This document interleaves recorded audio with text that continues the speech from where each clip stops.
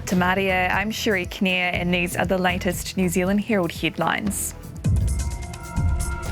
Industry heads have warned the government they're more than 9,000 heavy vehicle drivers short. They've written to Immigration Minister Michael Wood outlining their position.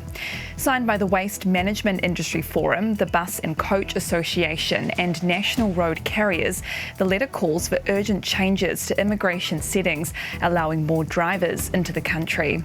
It points to a decline in living standards if the shortfall's not addressed.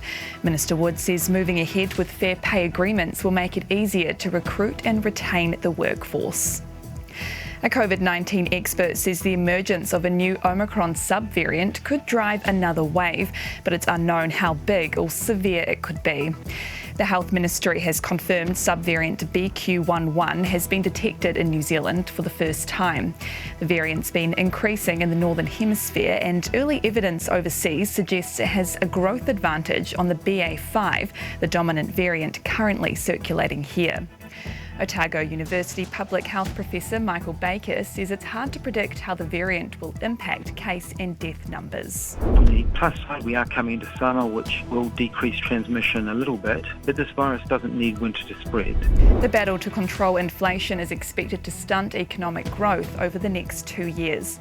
Infometric's latest forecasts have the official cash rate being increased to 4.5% early next year, a full percentage point more than what was expected 3 months ago.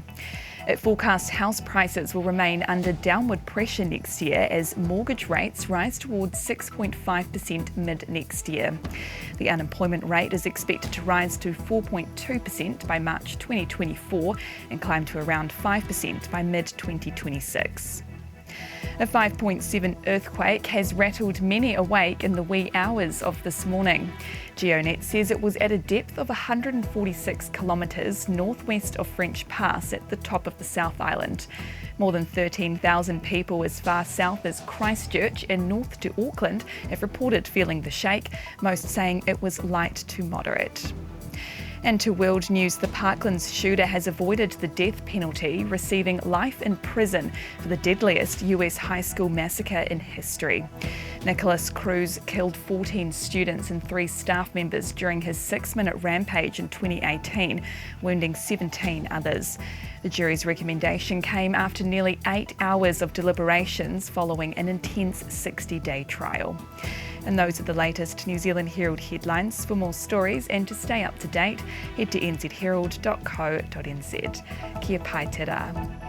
Thanks for checking out our YouTube channel. To stay up to date with all the latest news from the New Zealand Herald, click the subscribe button below or check out one of the videos here and head over to nzherald.co.nz for more details on these stories and more.